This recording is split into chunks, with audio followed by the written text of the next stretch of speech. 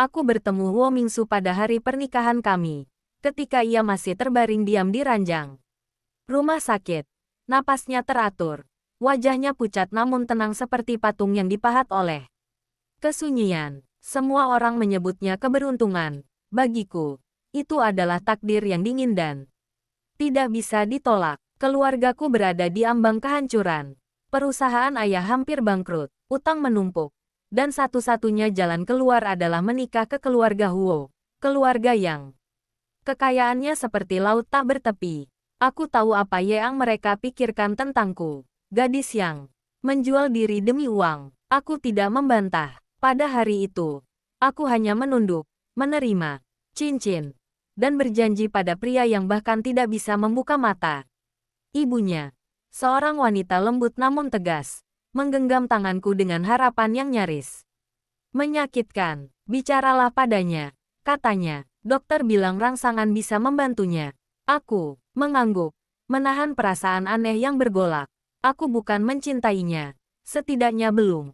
Aku hanya ingin menyelamatkan keluargaku. Itu saja. Hari-hari setelah pernikahan berjalan lambat.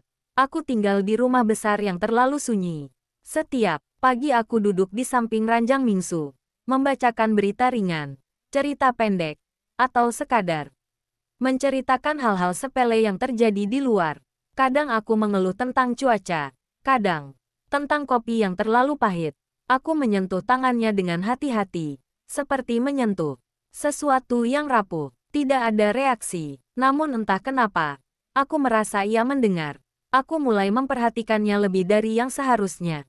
Garis rahangnya yang tegas, alisnya yang rapi, tangan besar yang terlihat kuat meski tak bergerak. Ia adalah pria yang seharusnya penuh kendali. Kini terperangkap dalam tubuhnya sendiri. Di antara rasa bersalah dan kewajiban, muncul sesuatu yang lebih lembut, rasa ingin melindungi. Tekanan dari luar tidak pernah berhenti. Kerabat jauh berbisik, menatapku dengan senyum, meremehkan. Mereka meragukan niatku, mengejek pernikahan ini sebagai lelucon pahit. Aku belajar, berdiri tegak. Aku membalas dengan kesopanan yang dingin, dengan kata-kata yang rapi namun tajam. Aku tidak ingin menjadi korban lagi. Suatu pagi, ketika matahari menembus tirai, aku merasa jari Mingsu bergerak. Sangat halus, hampir tak terasa. Aku terdiam. Jantungku berdebar. Aku memanggil perawat, memanggil ibunya. Dokter datang dan tersenyum, mengatakan bahwa ada kemajuan. Harapan kembali mengalir di rumah itu. Dan untuk pertama kalinya, aku merasa peranku bukan sekadar alat. Pemulihannya tidak instan. Ia membuka mata beberapa hari kemudian. Tatapannya kosong dan bingung. Ketika ia melihatku, ada keterkejutan singkat di wajahnya. Lalu kehati-hatian. Aku memperkenalkan diri dengan suara pelan. Aku Huainan, istrimu. Kata itu terdengar asing di lidahku. Ia tidak langsung menerima kenyataan. Ia dingin, pendiam, dan menjaga jarak. Kadang ia menatapku lama, seolah mencoba membaca motif di balik senyumku. Aku mengerti kecurigaannya. Jika aku berada di posisinya, aku pun akan bertanya-tanya mengapa seorang wanita mau menikahi pria yang terbaring tak berdaya. Aku tidak memaksa. Aku memilih sabar. Hari-hari kami diisi dengan percakapan pendek. Aku membantunya berjalan, menyiapkan makanannya, mendengarkan keluhannya yang jarang keluar. Aku tahu ada luka lama di hatinya. Sesuatu yang belum sembuh bahkan sebelum kecelakaan. Ia tidak bercerita. Dan aku tidak bertanya. Aku percaya waktu akan membuka pintu yang tepat. Ketika ia mulai pulih, konflik datang dari arah yang lebih gelap. Orang-orang yang ingin mengambil keuntungan dari kelemahan keluarga Huo mulai bergerak. Fitnah, tekanan bisnis, dan upaya memecah belah muncul silih berganti. Aku berdiri di samping Mingsu, bukan sebagai istri yang sempurna, tapi sebagai rekan yang setia. Aku menggunakan kecerdikanku, menutup celah, dan melindungi ibunya dari hinaan. Setiap kali aku melakukannya, aku merasakan tatapan Mingsu berubah dari curiga menjadi terkejut, dari dingin menjadi hangat yang tersembunyi. Suatu malam, setelah hari yang melelahkan, kami duduk bersebelahan tanpa berkata apa-apa. Hujan turun di luar. Ia berkata pelan, Aku kira kau di sini hanya karena uang. Aku tersenyum tipis. Aku tidak akan berbohong. Uang menyelamatkan keluargaku. Tapi BR tahan di sini setiap hari. Itu pilihanku. Ia terdiam lama, lalu mengangguk. Di keheningan itu, ada pengakuan yang tak terucap. Perasaan itu tumbuh perlahan, seperti api kecil yang dijaga agar tidak padam. Aku mulai memperhatikannya bukan karena kewajiban, tapi karena ingin. Ia mulai melindungiku dengan caranya sendiri. Berdiri di depanku ketika orang lain merendahkan, mempercayaiku dalam keputusan penting. Kami masih canggung, masih belajar, namun jarak itu menyempit setiap hari. Aku tahu jalan kami panjang. Ada trauma yang belum sembuh, kesalahpahaman yang bisa muncul kapan saja, dan bayang-bayang masa lalu yang masih mengintai. Tapi untuk pertama kalinya, aku tidak merasa sendirian. Pernikahan yang dimulai sebagai transaksi perlahan berubah menjadi ikatan yang nyata, bukan karena janji, bukan karena harta, melainkan karena dua orang yang terluka memilih untuk berjalan bersama, pelan-pelan, tanpa terburu-buru, membiarkan cinta menemukan waktunya sendiri. Malam itu hujan masih turun ketika aku berdiri di balkon kamar, memandang lampu-lampu kota yang berkilau seperti rahasia orang dewasa. Dari belakang, aku mendengar langkah Mingsu yang masih sedikit berat. Ia berdiri tidak terlalu dekat, menjaga jarak seperti biasa. Sejak ia sadar sepenuhnya, jarak itu selalu ada, bukan karena dingin, melainkan karena hati yang pernah hancur dan belum berani percaya lagi. Apa kau menyesal? Tanyanya tiba-tiba. Suaranya rendah. Aku menoleh perlahan. Tentang apa? Menikah denganku. Katanya jujur. Hidupmu akan lebih mudah jika tidak terikat denganku. Aku tersenyum kecil. Hidupku tidak pernah mudah. Bahkan sebelum mengenalmu. Ia terdiam. Hujan memantul di pagar balkon, menciptakan irama yang tenang. Aku tahu pertanyaan. Itu bukan tuduhan, melainkan bentuk ketakutan yang ia simpan rapat. Aku melangkah mendekat, berhenti pada jarak yang aman. Aku tidak tahu masa depan, kataku pelan. Tapi aku tahu satu hal. Aku di sini bukan karena dipaksa lagi. Tatapannya bertemu denganku. Ada sesuatu yang retak lalu menyatu kembali di sana. Ia mengangguk singkat, seolah menerima jawaban itu tanpa perlu kata tambahan. Hari-hari berikutnya, pemulihannya semakin baik. Ia mulai kembali ke kantor, meski hanya setengah hari. Aku ikut membantunya mengatur jadwal, memeriksa dokumen, dan menemani rapat penting. Di depan orang lain, ia tetap dingin dan tegas. Di depanku, ia menjadi lebih manusiawi, lelah, ragu, dan terkadang ingin didengar. Aku belajar membaca keheningannya, memahami kapan harus bicara, dan kapan harus diam. Konflik datang dari masa lalu yang belum selesai. Seorang wanita yang pernah menjadi bagian penting dalam hidupnya kembali muncul, membawa kenangan dan luka lama. Aku tidak cemburu secara berlebihan, tapi aku terluka oleh ketidakpastian yang muncul di antara kami. Malam itu, aku tidak bertanya. Aku memilih menunggu. Jika ia ingin jujur, ia akan datang sendiri. Dan ia datang, dengan mata lelah dan suara yang lebih rapuh dari biasanya. Ia berkata, aku belum sepenuhnya sembuh, Huainan. Bukan hanya tubuhku. Aku mengangguk. Aku tidak meminta kesempurnaan. Aku takut melukaimu. Lanjutnya, aku tersenyum pahit. Aku sudah terluka berkali-kali dalam hidup. Yang membuatku bertahan adalah orang yang mau tinggal, bukan yang menjauh demi alasan baik. Kata-kata itu menggantung di udara. Ia memejamkan mata sejenak, lalu berkata, beri aku waktu. Aku menjawab, aku punya waktu. Sejak malam itu, hubungan kami berubah pelan-pelan. Tidak ada janji besar, tidak ada pengakuan dramatis, hanya kebiasaan kecil, sarapan bersama, pesan singkat sebelum tidur, dan kehadiran yang konsisten. Aku mulai jatuh cinta tanpa suara, tanpa perayaan. Aku tahu ia juga merasakan hal yang sama, meski ia belum berani menyebutkannya. Krisis bisnis keluarga kembali menguji kami. Ada pengkhianatan, ada tekanan besar yang hampir membuat semuanya runtuh. Aku berdiri di sisinya, menyusun strategi, menenangkan ibunya, dan menahan ketakutan sendiri. Di tengah kekacauan itu, ia menggenggam tanganku untuk pertama kalinya dengan kuat. Terima kasih, katanya. Karena tidak pergi, aku menatapnya. Aku di sini. Malam itu, kami duduk bersebelahan di ruang tamu yang sepi. Ia menoleh, ragu sejenak, lalu berkata, aku tidak tahu kapan aku bisa mencintaimu seperti yang kau pantas dapatkan. Aku tersenyum lembut. Aku tidak menunggumu mencintaiku. Aku menunggumu percaya padaku. Ia menghela napas panjang, lalu mengangguk. Tangannya tetap menggenggam tanganku. Hangat dan nyata. Tidak ada ciuman. Tidak ada pengakuan cinta. Namun di keheningan itu, aku tahu kami sedang membangun sesuatu yang lebih kuat dari sekadar perasaan sesaat. Pernikahan kami memang dimulai dari keterpaksaan, dari luka dan kepentingan.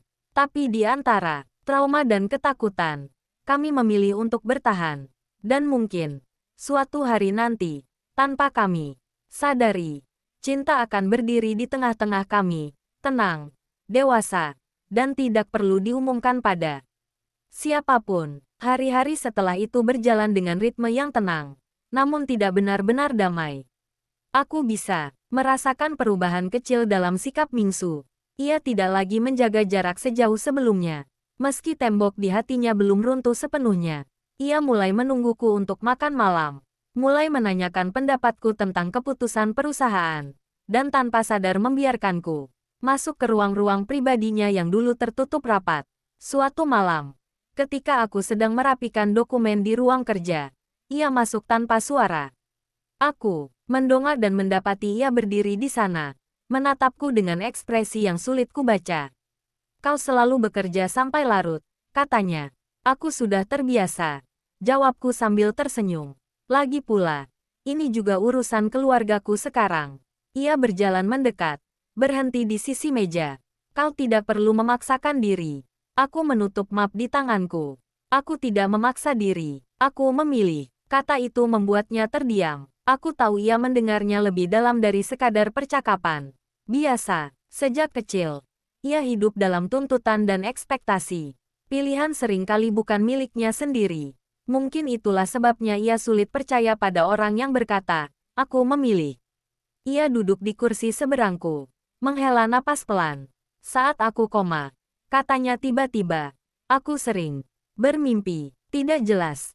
Tapi ada satu suara yang terus muncul. Aku menahan napas. Suara apa? Suara yang tidak memintaku bangun. Katanya pelan. Tapi berkata tidak apa-apa jika aku ingin hidup. Dadaku terasa sesak. Aku tidak tahu harus menjawab apa. Ia menatapku. Kali ini tanpa dinding. Tanpa pertahanan. Itu suaramu. Bukan. Aku mengangguk perlahan. Aku hanya ingin kau tidak merasa sendirian. Itu saja. Ia menunduk. Jemarinya saling bertaut. Aku tidak tahu bagaimana membalasnya. Kau tidak perlu membalas apapun. Kataku lembut. Kehadiranmu sudah cukup. Malam itu, kami tidak berbicara banyak lagi. Tapi jarak di antara kami terasa berbeda. Lebih dekat, lebih hangat. Beberapa minggu kemudian, badai kembali datang. Saham perusahaan goyah. Dan seseorang dari masa lalu Mingsu muncul dengan niat yang tidak baik. Tekanan itu membuatnya kembali dingin. Kembali menutup diri. Ia pulang larut. Wajahnya tegang. Dan sering menghindari pembicaraan. Aku tidak mengejarnya dengan pertanyaan. Aku menunggu. Meski rasa cemas terus menggerogoti. Hingga suatu malam, ia pulang dalam keadaan kelelahan yang nyata. Tanpa berkata apa-apa. Ia duduk di sofa dan menutup wajahnya dengan tangan. Aku mendekat. Ragu sejenak. Lalu duduk di sampingnya. Kau boleh bersandar. Kataku pelan. Ia tidak langsung menjawab. Beberapa detik kemudian, kepalanya benar-benar bersandar di bahuku. Tubuhnya terasa berat, seolah ia telah menahan terlalu banyak sendirian. Aku tidak mengusap, tidak memeluk. Aku hanya diam, memberi ruang. Aku gagal melindungi semua orang. Katanya lirih. Kau tidak harus melindungi semua orang. Jawabku. Kau juga manusia. Ia tertawa kecil, pahit. Tidak ada yang pernah mengatakan itu padaku. Aku menoleh, menatap garis wajahnya yang keras namun lelah. Sekarang ada. Sejak malam itu, ia mulai lebih terbuka. Tidak banyak, tapi cukup.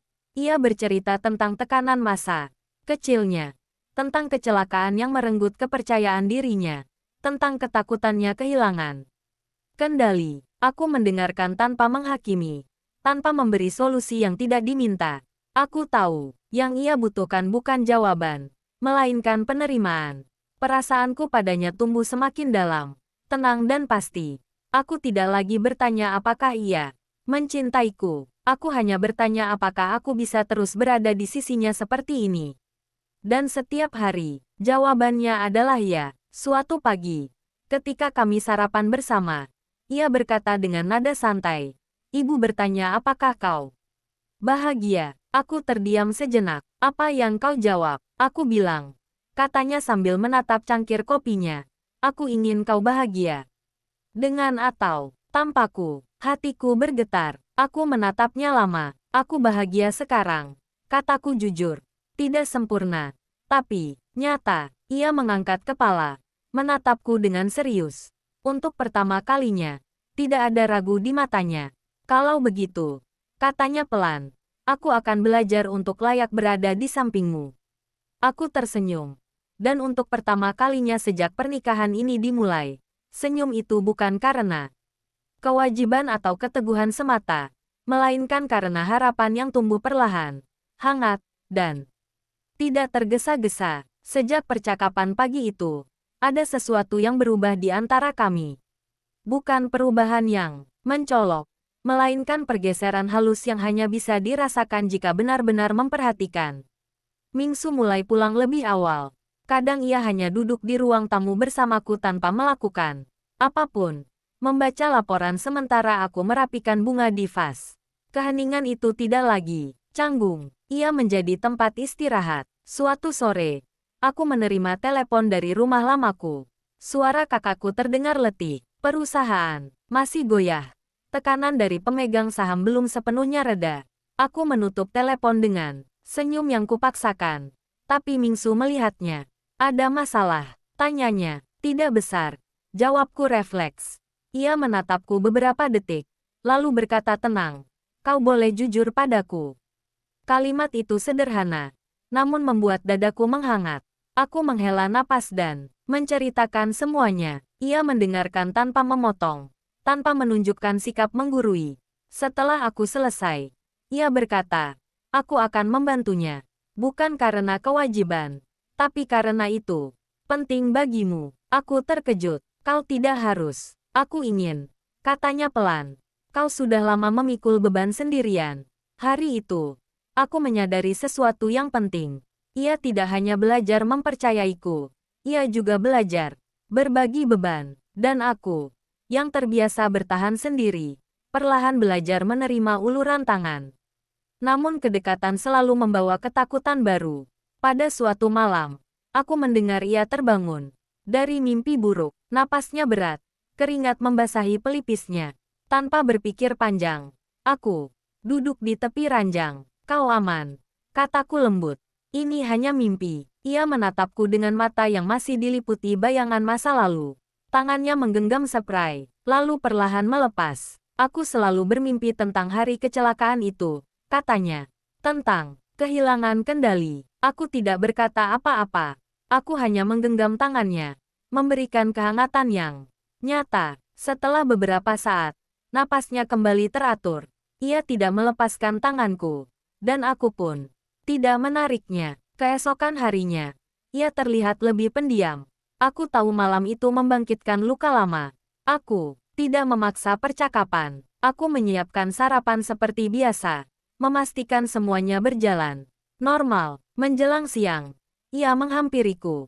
"Terima kasih," katanya, "karena tidak menganggapku lemah." Aku menatapnya lembut. "Lemah bukan berarti gagal. Lemah berarti manusia." Ia mengangguk, seolah menyimpan kata-kata itu di tempat yang aman. Waktu berlalu, dan tekanan dari luar mulai mereda. Perusahaan keluarga kami perlahan stabil. Orang-orang yang dulu meremehkan mulai menjaga jarak. Namun di balik semua itu, aku merasakan ketakutan lain tumbuh diam-diam di hatiku. Bagaimana jika suatu hari ia sadar bahwa pernikahan ini dimulai dari kepentingan, dan ia memilih pergi? Ketakutan itu akhirnya keluar dalam bentuk keheningan yang panjang.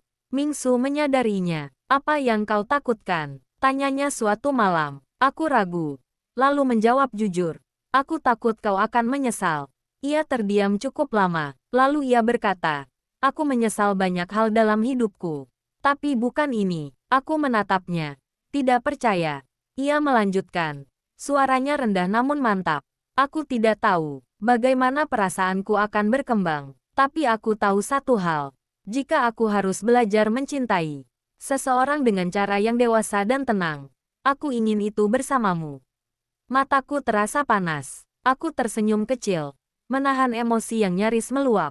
Aku tidak butuh janji besar, kataku. Aku hanya butuh kejujuran seperti itu. Ia mengangguk. Itu yang bisa kuberikan sekarang. Malam itu, kami duduk berdampingan.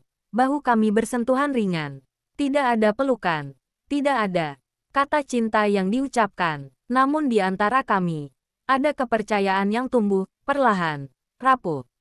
Namun nyata, aku tahu perjalanan kami masih panjang. Akan ada hari-hari ketika trauma kembali mengetuk. Ketika rasa takut muncul tanpa peringatan. Tapi untuk pertama kalinya, aku tidak merasa harus menghadapinya sendirian. Dan mungkin, disitulah awal cinta yang sesungguhnya. Bukan pada janji atau pengakuan, melainkan pada dua orang yang memilih untuk tetap tinggal. Bahkan ketika masa lalu masih berusaha menarik mereka kembali. Musim berganti tanpa terasa. Rumah besar itu tidak lagi terasa kosong seperti dulu. Aku mulai mengenali ritme hidup Mingsu. Pagi yang tenang dengan kopi pahit. Siang yang sibuk dengan rapat. Dan malam yang sering dihabiskan dalam diam. Diam yang tidak lagi menekan, melainkan memberi ruang bernapas. Suatu hari, aku jatuh sakit, demam ringan, tapi cukup membuat tubuhku lemah. Aku tetap mencoba bangun, menyiapkan sarapan seperti biasa. Tanganku gemetar ketika menuang air panas. Sebelum cangkir itu jatuh, Mingsu sudah berada di depanku, menahannya. Berhenti, katanya tegas. Aku terkejut. Aku baik-baik saja. Kau tidak. Jawabnya singkat. Ia menyentuh dahiku. Alisnya berkerut. Kau panas. Ia memaksaku kembali ke kamar, memanggil dokter, dan menyiapkan obat. Aku berbaring, menatap langit-langit, merasa aneh. Selama ini akulah yang merawat, yang menjaga. Kini peran itu berbalik, dan aku tidak tahu harus bersikap bagaimana. Ia duduk di sisi ranjang, menunggu dengan sabar. Tidurlah, katanya. Aku di sini. Kata-kata sederhana itu membuat mataku panas. Aku memejamkan mata, dan untuk pertama kalinya, aku membiarkan diri bersandar sepenuhnya. Saat aku terbangun, malam sudah turun. Lampu kamar redup. Mingsu masih di sana, membaca berkas. Ketika melihatku membuka mata, ia menutup map itu. Bagaimana rasanya? Tanyanya. Lebih baik. Jawabku pelan. Ia mengangguk, lalu berkata, kau tidak harus selalu kuat. Aku tersenyum lemah. Aku tahu, tapi aku terbiasa. Ia menatapku lama, lalu berkata, mulai sekarang, biasakan berbagi. Hari itu menjadi titik kecil yang berarti. Aku mulai lebih jujur tentang kelelahan, tentang ketakutan, yang kadang datang tanpa sebab. Dan ia, dengan caranya sendiri, mulai hadir lebih penuh. Namun tidak semua hari berjalan mulus. Suatu sore, aku mendengar ia bertengkar melalui telepon. Suaranya dingin, kata-katanya terukur. Ketika panggilan itu berakhir, wajahnya kembali tertutup. Aku tidak bertanya, aku menunggu. Malamnya, ia mengetuk pintu kamarku. Boleh bicara, tanyanya. Aku mengangguk. Ia duduk berhadapan denganku. Ada tawaran kerja sama besar, katanya. Tapi aku harus pergi ke luar kota cukup lama. Hatiku tercekat. Berapa lama? Beberapa bulan. Aku menunduk. Bukan karena aku ingin menahannya, tapi karena aku takut jarak akan membuka kembali luka-luka lama. Ia melihat ekspresiku. Aku takut, katanya jujur. Bukan pergi, tapi kembali seperti dulu. Aku mengangkat kepala. Aku juga. Kejujuran itu terasa menenangkan. Tidak ada yang berpura-pura kuat. Kami hanya dua orang yang mencoba jujur pada ketakutan masing-masing. Kita tidak harus memutuskan sekarang, kataku. Ia mengangguk. Aku ingin memastikan satu hal. Apa, jika aku pergi? Katanya pelan. Kau tetap di sini. Tidak sebagai kewajiban, tapi karena kau ingin. Aku menarik napas panjang. Aku ingin, tapi aku juga ingin kau kembali. Ia tersenyum kecil. Aku akan kembali. Hari keberangkatannya tiba. Aku mengantarnya ke bandara. Tidak ada pelukan lama. Tidak ada kata dramatis. Hanya tatapan yang penuh makna. Sebelum berbalik, ia berkata, "Jaga dirimu." Aku menjawab, "Kau juga." Hari-hari tampaknya terasa lebih sunyi, tapi tidak kosong. Kami saling mengirim pesan singkat, membagikan hal-hal kecil. Aku menyadari sesuatu yang baru. Aku merindukannya. Bukan sebagai suami karena status, tapi sebagai seseorang yang kehadirannya kini penting bagiku. Ketika ia akhirnya kembali, aku menunggunya di rumah. Pintu terbuka, dan ia berdiri di sana. Terlihat lelah namun tenang, tanpa berkata apa-apa. Ia melangkah mendekat. Kami berdiri saling berhadapan. "Aku pulang," katanya. Aku tersenyum. "Selamat datang." Ia menatapku lama, lalu berkata dengan suara rendah, "Selama pergi, aku banyak berpikir. Aku menunggu. Aku tidak pandai mengekspresikan perasaan." Lanjutnya, "Tapi aku tahu satu hal sekarang. Aku merasakan jantungku berdebar. Aku ingin membangun hidup ini bersamamu," katanya. Pelan-pelan, tanpa paksaan. Aku tidak langsung menjawab. Aku melangkah maju, mengulurkan tangan. "Kalau begitu," kataku, lembut, "kita mulai dari hari ini." Ia menggenggam tanganku, hangat, nyata. Tidak ada pengakuan cinta yang besar. Tidak ada janji berlebihan. Tapi di genggaman itu, aku tahu. Kami telah memilih. Bukan karena takdir yang memaksa. Bukan karena kepentingan yang mengikat. Melainkan karena dua hati yang terluka akhirnya berani berjalan searah. Tanpa terburu-buru. Membiarkan cinta tumbuh dengan caranya sendiri. Kepulangannya tidak mengubah segalanya secara instan. Tapi cukup untuk membuat rumah itu terasa lebih hidup. Kami kembali ke rutinitas. Namun dengan kesadaran baru. Ia tidak lagi berjalan, mendahului tanpa menoleh. Aku tidak lagi menahan kata-kata di tenggorokan. Kami belajar, menyesuaikan langkah. Terkadang terlalu cepat, terkadang terlalu lambat. Namun selalu berusaha. Sejajar, suatu malam. Listrik padam karena hujan deras. Rumah tenggelam dalam gelap. Hanya diterangi cahaya lilin yang aku ambil dari lemari. Kami duduk di ruang keluarga, mendengarkan hujan menghantam atap. Dalam cahaya temaram, wajahnya terlihat lebih lembut. Garis-garis tegasnya, seolah luluh. "Waktu kecil," katanya tiba-tiba. "Aku takut gelap." Aku menoleh, terkejut oleh pengakuan itu. "Benarkah?" Ia mengangguk pelan. "Ayah sering pergi. Rumah besar, sepi. Aku belajar terlihat kuat. Tapi ketakutan itu tidak pernah benar-benar hilang." Aku mendekat, duduk di sisinya. "Tidak apa-apa," kataku. "Takut bukan sesuatu yang memalukan." Ia menatap lilin, api kecil yang bergetar. "Aku tidak pernah mengatakan ini pada siapapun." Aku tersenyum lembut. "Terima kasih sudah mempercayaiku." Kepercayaan itu membuka pintu-pintu lain. Ia mulai bercerita tentang ibunya yang selalu tampak kuat. Tentang beban yang ia pikul sebagai satu-satunya pewaris. Tentang kecelakaan yang membuatnya merasa kehilangan kendali atas hidupnya. Aku mendengarkan, menahan keinginan untuk menyela. Aku tahu, untuknya, didengar adalah bentuk penyembuhan.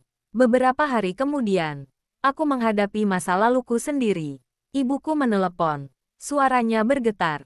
Ada urusan lama yang muncul kembali. Orang-orang yang dulu meremehkanku kini ingin menuntut bagian. Aku menutup telepon dengan tangan dingin. Mingsu melihatnya. "Kau ingin aku ikut?" tanyanya. Aku menggeleng. "Ini urusanku." Ia tidak memaksa. Namun sebelum aku berangkat, ia berkata, "Apapun yang terjadi, kau tidak sendirian." Kata-kata itu menemaniku sepanjang perjalanan.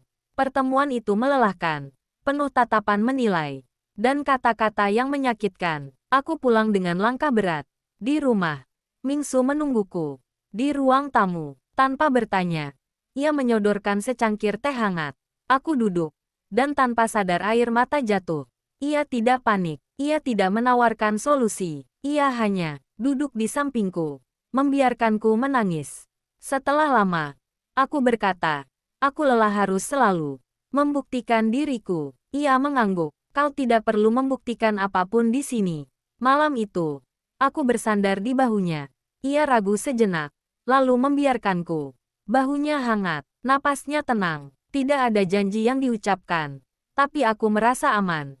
Hari-hari berikutnya, kami mulai melakukan hal-hal kecil bersama. Berbelanja kebutuhan rumah, memasak sederhana, berjalan pagi di taman. Terkadang kami tertawa karena hal sepele. Terkadang, kami diam karena lelah. Semua terasa wajar, tanpa tuntutan untuk selalu sempurna. Namun trauma tidak pernah benar-benar pergi. Suatu malam, Mingsu kembali terbangun dengan napas terengah. Aku menyentuh lengannya, memanggil namanya. Ia membuka mata, panik, lalu perlahan fokus pada wajahku. Maaf, katanya. Suara serak. Tidak perlu minta maaf. Jawabku. Aku di sini. Ia menutup mata, menarik napas dalam-dalam. Aku takut kehilanganmu. Pengakuan itu membuat dadaku bergetar. Aku juga. Kataku jujur. Tapi kita tidak bisa hidup hanya dengan ketakutan. Ia mengangguk, seolah menerima kebenaran itu dengan susah payah. Suatu sore, ia mengajakku berjalan ke taman tempat ia dulu menjalani rehabilitasi. Aku ingin kau melihatnya, katanya. Tempat aku belajar berjalan lagi. Kami berjalan perlahan di jalur yang sama. Ia berhenti di sebuah bangku. Di sini, katanya. Aku merasa paling tidak berdaya. Aku menggenggam tangannya, dan kau tetap bangkit. Ia menatap tanganku yang menggenggamnya, lalu menatapku. Karena ada seseorang yang tidak menyerah. Aku menggeleng. Karena kau memilih untuk hidup. Ia tersenyum tipis. Untuk pertama kalinya, senyum itu terasa bebas dari beban. Malamnya, kami duduk di teras, memandang langit. Ia berkata pelan, aku tidak tahu bagaimana masa depan kita. Aku menjawab, aku juga tidak. Ia melanjutkan, tapi aku ingin mencoba. Tanpa janji yang berlebihan, tanpa paksaan. Aku menoleh padanya. Aku ingin hal yang sama. Ia mengulurkan tangan. Aku menyambutnya. Jari-jari kami saling bertaut. Sederhana namun penuh makna. Tidak ada kembang api. Tidak ada pengakuan cinta yang lantang. Hanya dua orang yang terluka, memilih untuk saling tinggal. Satu hari demi satu hari. Dan di sanalah kami memulai lagi. Bukan dari awal yang bersih, melainkan dari titik yang jujur. Dengan luka yang diakui, dengan harapan yang dijaga, dan dengan keberanian untuk percaya bahwa cinta tidak harus berisik untuk menjadi nyata. Waktu terus berjalan. Dan tanpa kami sadari, keberadaan satu sama lain menjadi bagian dari napas. Sehari-hari, tidak ada lagi perhitungan tentang siapa memberi lebih banyak. Tidak ada lagi rasa terpaksa yang dulu menjadi fondasi pernikahan ini. Yang tersisa hanyalah kebiasaan yang pelan-pelan berubah menjadi keterikatan. Suatu pagi, aku terbangun lebih awal dari biasanya. Cahaya matahari menyelinap melalui celah tirai. Aku menoleh ke sisi ranjang dan mendapati Mingsu masih tertidur. Wajahnya tampak jauh lebih damai dibandingkan bulan-bulan lalu. Aku menatapnya lama, menyadari betapa banyak perubahan yang telah ia lalui. Pria dingin yang dulu menjaga jarak kini membiarkan dirinya rapuh di hadapanku. Tanpa sengaja, ia membuka mata. Tatapannya masih kabur oleh sisa tidur. Kau menatapku seperti itu, katanya lirih. Apa ada sesuatu di wajahku? Aku tersenyum. Sedikit gugup karena ketahuan. Tidak, aku hanya berpikir. Kau terlihat lebih tenang. Sekarang, ia terdiam sejenak. Lalu berkata, karena aku tahu. Ketika aku membuka mata, kau akan ada. Kalimat itu sederhana, namun menghunjam dalam. Aku bangkit dari ranjang sebelum perasaanku terlalu terlihat. Di dapur, aku menyiapkan sarapan sambil menenangkan diri. Namun tak lama kemudian, langkahnya terdengar mendekat. Biarkan aku membantu, katanya. Aku menoleh, terkejut. Kau jarang masuk dapur. Ia mengangkat bahu. Aku ingin mencoba. Kami memasak bersama dengan kecanggungan kecil. Ia salah memotong sayuran. Aku menertawakannya. Ia pura-pura tersinggung, lalu ikut tertawa. Momen itu begitu biasa, namun terasa berharga. Untuk pertama kalinya, aku membayangkan pagi-pagi seperti ini di masa depan. Tanpa rasa takut akan kepergian. Namun hidup tidak pernah sepenuhnya tenang. Suatu siang, Mingsu pulang dengan wajah yang kembali tegang. Ia duduk diam cukup lama sebelum akhirnya berkata, "Dokter menyarankan terapi lanjutan." Aku mendekat. Tentang traumanya, ia mengangguk. Aku menghindarinya terlalu lama. Aku tahu keputusan itu tidak mudah baginya. Menghadapi trauma berarti membuka kembali luka lama. Aku menyentuh tangannya. Aku bisa menemanimu jika kau mau. Ia menatapku, lalu mengangguk. Aku ingin kau di sana. Hari pertama terapi tidak berjalan mulus. Ia keluar dari ruangan dengan wajah pucat. Rahangnya mengeras. Di dalam mobil, ia diam. Napasnya berat. Aku tidak memaksanya bicara. Aku hanya berada di sana. Menjadi penanda bahwa ia tidak sendirian. Malam itu, ia berkata, "Aku takut jika aku rusak selamanya." Aku menatapnya lurus. Tidak ada manusia yang benar-benar utuh. Yang ada hanya orang-orang yang berani menghadapi retaknya. Ia menunduk, lalu perlahan memelukku. Pelukan itu canggung. Tidak sempurna, namun tulus. Aku membalasnya dengan hati-hati. Merasakan detak jantungnya yang masih cepat. Hari-hari terapi menguras emosi, tapi juga membawa perubahan. Ia mulai mengenali pemicunya. Mulai belajar mengatur napas ketika ingatan buruk datang. Ada hari-hari ketika ia kembali murung. Dan ada hari-hari ketika ia tampak lebih ringan. Aku belajar bahwa penyembuhan tidak pernah linear. Dan ia belajar bahwa jatuh tidak berarti gagal. Sementara itu, aku pun menghadapi diriku sendiri. Ada bagian dari diriku yang masih takut ditinggalkan. Takut semua ini hanya sementara. Suatu malam, ketakutan itu akhirnya keluar. "Bagaimana jika suatu hari kau tidak lagi membutuhkanku?" Tanyaku lirih. Ia terdiam lama, lalu ia berkata, "Aku tidak ingin membutuhkanmu." Aku terkejut, nyaris tersinggung. Sampai ia melanjutkan, "Aku ingin memilihmu." Setiap hari, air mataku jatuh tanpa izin. Ia mengusapnya dengan canggung, seperti seseorang yang masih belajar menenangkan orang lain. "Kau tidak terikat di sini," katanya pelan. "Jika suatu hari kau ingin pergi, aku akan menghormatimu. Tapi selama kau tinggal, aku akan berusaha menjadi tempat yang aman." Aku mengangguk, menelan emosi yang menggelegak. "Aku ingin tinggal," kataku. "Bukan karena harus, tapi karena aku mau." Sejak malam itu, kami tidak lagi menghindari kata-kata sulit. Kami membicarakan masa depan tanpa membuat janji kaku. Tentang kemungkinan memiliki anak, tentang ketakutan menjadi orang tua, tentang pekerjaan dan impian yang belum sempat dikejar. Tidak semua pembicaraan berakhir dengan kesepakatan, tapi semuanya berakhir dengan kejujuran. Suatu sore, kami kembali ke rumah sakit tempat semuanya bermula. Ia berdiri lama di depan gedung. "Itu, disinilah aku hampir menyerah," katanya. Aku menggenggam tangannya, "Dan disinilah kau memilih hidup." Ia menoleh padaku, "Karena ada seseorang yang percaya padaku. Bahkan ketika aku tidak percaya pada diriku sendiri." Aku tersenyum. "Kau juga melakukan hal yang sama untukku." Ia menarik napas dalam-dalam, lalu berkata dengan suara yang lebih mantap dari sebelumnya, "Aku mencintaimu, Huainan." Kata itu tidak diucapkan dengan gemetar, tidak juga dengan dramatis. Ia keluar begitu saja, jujur dan dewasa, seperti perasaan yang tumbuh perlahan selama ini. Aku menatapnya. Air mata mengaburkan pandanganku. "Aku juga mencintaimu," jawabku. Dengan cara yang tenang. Kami tidak berciuman di sana. Kami hanya berdiri berdampingan, menatap masa lalu yang akhirnya bisa kami lepaskan sedikit demi sedikit. Pernikahan yang dimulai dari keterpaksaan kini berdiri di atas pilihan. Trauma yang dulu membelenggu kini menjadi bagian dari cerita, bukan penentu akhir. Kami masih akan bertengkar, masih akan takut, masih akan terluka.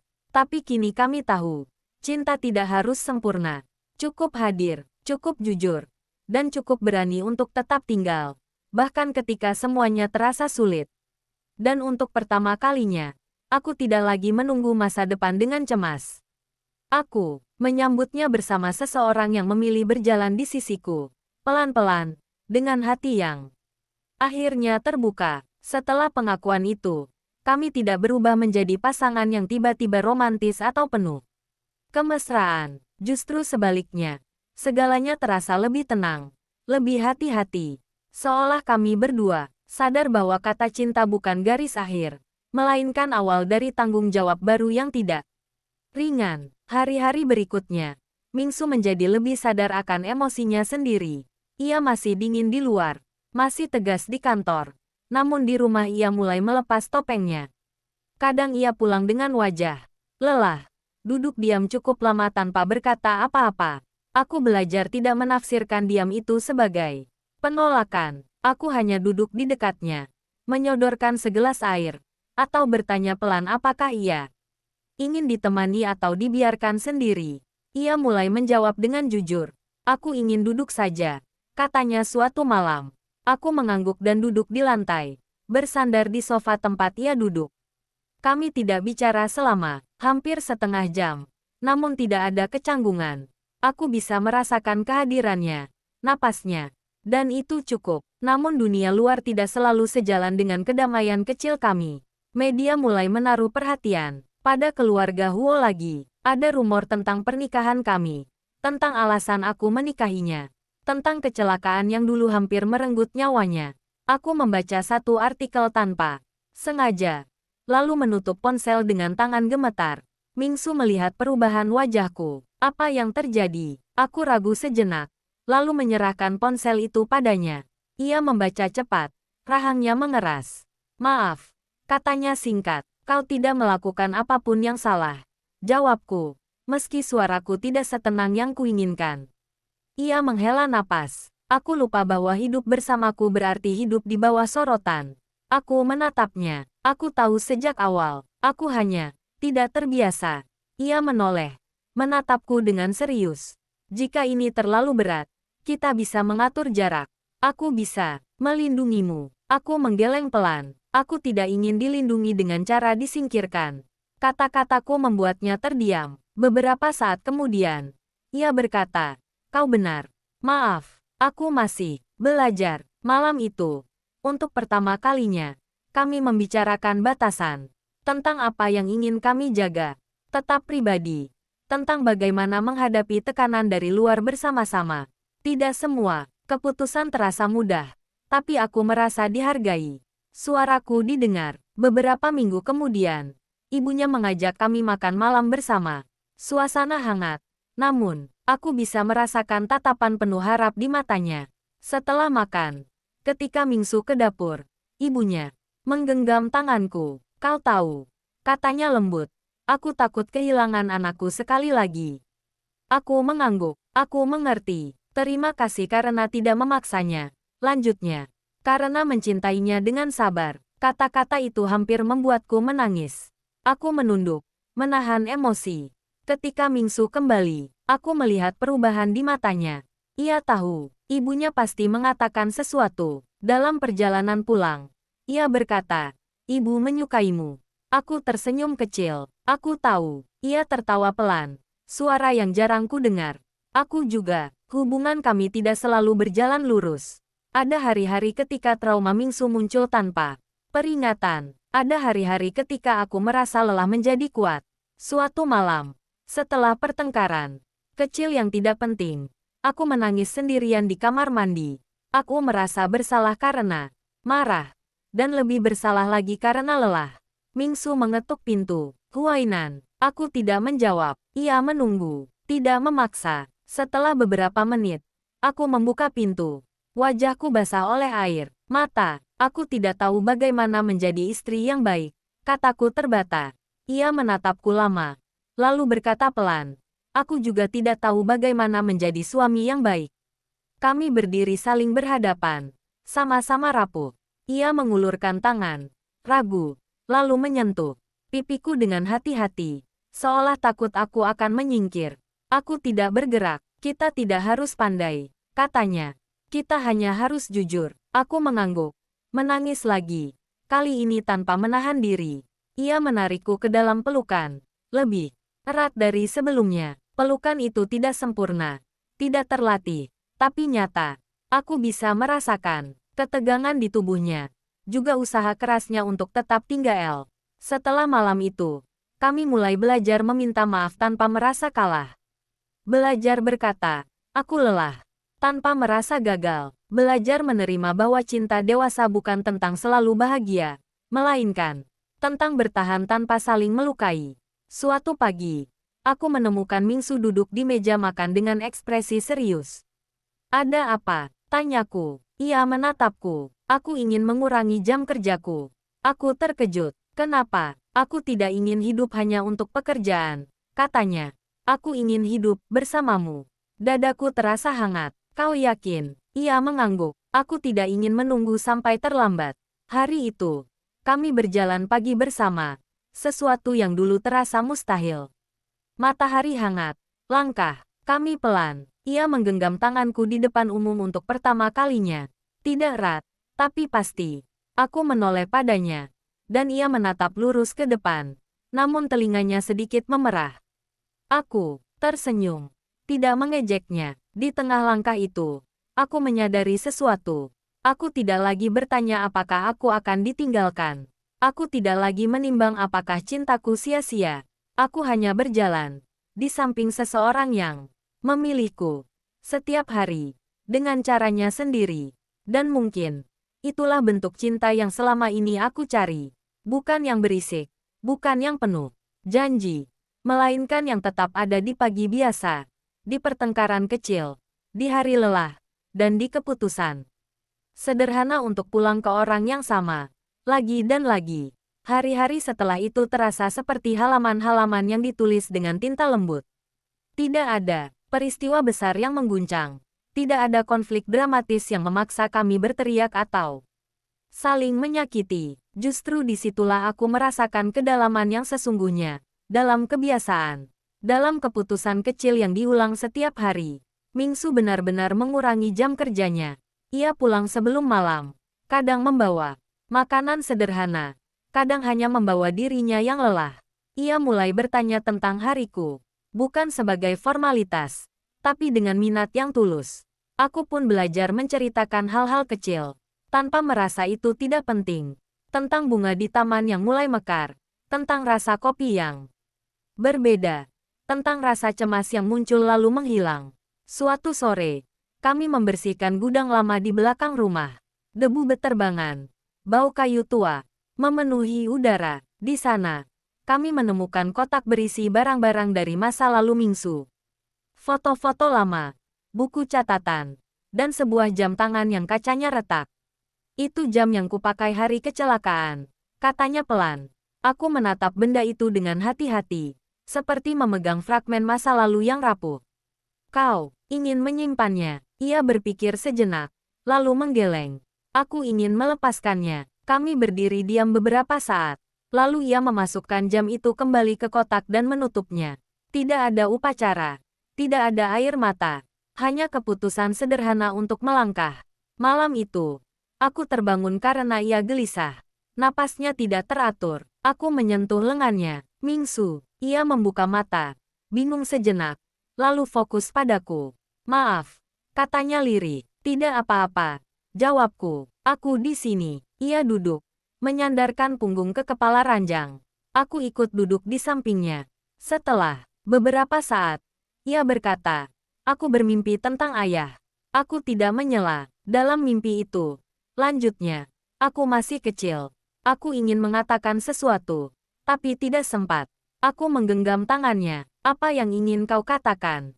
Ia menutup mata, bahwa aku lelah mencoba menjadi kuat. Aku merasakan dadaku sesak. Kau tidak perlu kuat sendirian lagi. Ia menoleh padaku. Ada kelembutan di matanya. Bercampur kelelahan yang jujur. Terima kasih, karena tidak pergi ketika aku seperti ini. Aku tersenyum kecil. Terima kasih karena membiarkanku tinggal. Hubungan kami tidak berubah menjadi tanpa konflik. Ada hari-hari ketika perbedaan pendapat muncul. Tentang cara menghadapi keluarga besar. Tentang rencana masa depan. Tentang hal-hal kecil yang bisa menjadi besar jika tidak dibicarakan. Namun kami mulai belajar satu hal penting, berhenti. Sebelum kata-kata menjadi senjata, suatu malam, kami berdebat tentang rencana liburan. Aku ingin ke tempat yang tenang. Ia ingin mengunjungi kota tempat ia dulu bekerja. Suasana mulai memanas. Kau selalu mengalah, katanya tiba-tiba. Aku tidak ingin kau merasa terpaksa. Aku terdiam. Lalu menjawab pelan. Aku tidak mengalah. Aku menyesuaikan. Tapi aku juga ingin didengar. Ia menghela napas. Menenangkan diri. Kau benar. Maaf. Kami duduk berhadapan. Membicarakannya sampai larut. Tidak ada pemenang. Tidak ada yang kalah. Hanya dua orang yang mencoba memahami tanpa melukai. Beberapa bulan kemudian, aku menerima kabar baik dari keluargaku. Perusahaan akhirnya stabil. Beban yang selama ini kupikul perlahan terangkat. Aku pulang dengan langkah ringan. Mingsu menungguku di rumah. Seperti biasa. Kau terlihat bahagia, katanya. Aku lega. Jawabku jujur. Untuk pertama kalinya, aku tidak merasa hidupku di ujung tanduk. Ia tersenyum. Aku senang mendengarnya. Malam itu, kami makan malam sederhana. Setelahnya, kami duduk di teras. Angin malam sejuk. Ia tiba-tiba berkata, Huainan. Ya, apa kau menyesal memilihku? Pertanyaan itu tidak lagi terasa seperti ketakutan, melainkan refleksi jujur. Aku menoleh padanya, menatap wajah yang kini terasa akrab dan aman. Aku tidak menyesal. Jawabku mantap. Aku belajar. Ia tersenyum kecil. Aku juga. Kami duduk dalam diam yang penuh makna. Tidak ada kembang api. Tidak ada janji besar. Namun, aku tahu. Di antara kami, ada sesuatu yang kuat. Kepercayaan yang dibangun dari luka yang diakui. Dari ketakutan yang dibicarakan. Dari keberanian untuk tinggal ketika pergi terasa lebih mudah. Pernikahan kami tidak lagi terasa seperti takdir yang memaksa. Ia menjadi perjalanan yang dipilih. Ulang setiap hari. Dan meski masa depan tetap tidak pasti, aku tidak lagi menunggunya dengan cemas. Aku menyambutnya dengan tenang. Di samping seseorang yang tidak menjanjikan kebahagiaan tanpa celah, tetapi menawarkan kejujuran, kehadiran, dan keberanian untuk bertumbuh. Bersama, itu sudah lebih dari cukup. Hari-hari itu membuatku menyadari satu hal yang sederhana namun penting. Kebahagiaan tidak selalu datang sebagai peristiwa besar. Ia sering hadir sebagai rasa aman yang pelan-pelan menetap. Seperti pagi ketika Mingsu bangun lebih dulu dan menyeduh kopi An-uku. Meski rasanya masih terlalu pahit. Seperti malam ketika aku tertidur lebih cepat. Dan ia mematikan lampu dengan langkah yang hati-hati agar tidak membangunkanku. Suatu akhir pekan, ia mengajakku pulang ke rumah lama keluarganya di pinggiran kota. Rumah itu tidak sebesar rumah utama, namun lebih hangat. Ada taman kecil dengan bangku kayu yang sudah usang. Ia berdiri lama di sana, menatap pepohonan. Dulu, katanya pelan, aku sering duduk di sini sendirian. Aku duduk di sampingnya. Sekarang tidak lagi. Ia tersenyum tipis. Ya, kami menghabiskan hari itu membersihkan rumah, membuka jendela, membiarkan udara segar masuk. Ada tawa kecil ketika aku menemukan album foto lama. Di salah satu foto, Mingsu kecil, tersenyum canggung, memegang piala kecil. Kau terlihat bahagia, kataku. Ia menatap foto itu lama.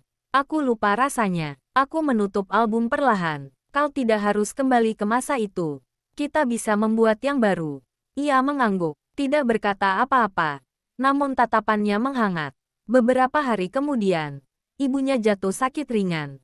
Tidak serius, tapi cukup membuat Mingsu gelisah. Kami bergantian menemaninya. Di rumah sakit, aku melihat sisi lain dari Mingsu, anak yang khawatir. Bukan pewaris yang tegar. Ia menggenggam tangan ibunya dengan erat, seolah takut kehilangan lagi. Ibunya menatapku dan tersenyum lemah. Terima kasih, katanya, karena menjaganya. Aku menggeleng pelan. Kami saling menjaga. Malam itu, di rumah, Mingsu duduk lama tanpa bicara. Aku menyeduhkan teh dan meletakkannya di meja. Setelah beberapa saat, ia berkata, aku takut suatu hari aku tidak bisa melindungi orang-orang yang kucintai. Aku duduk di hadapannya. Melindungi bukan berarti mengendalikan segalanya. Kadang, itu hanya berarti hadir. Ia menatapku, lalu mengangguk. Kau selalu mengatakan hal-hal yang sulit ku dengar, tapi perlu. Aku tersenyum kecil. Kau selalu mendengarkan. Meski butuh waktu, hubungan kami terus tumbuh dalam ritme seperti itu. Tidak selalu selaras, namun selalu berusaha. Ada hari-hari ketika aku merasa terlalu sensitif. dan hari-hari ketika Mingsu kembali tenggelam dalam pikirannya. Namun kini kami tahu cara kembali. Dengan duduk bersama. Dengan berbicara pelan. Dengan mengakui kelelahan tanpa saling menyalahkan. Suatu malam, setelah hujan reda, Mingsu berdiri di depan jendela. Huainan, katanya, apa kau pernah membayangkan hidupmu jika tidak menikah denganku? Aku berpikir sejenak. Aku membayangkan bertahan. Mungkin berhasil. Mungkin tidak.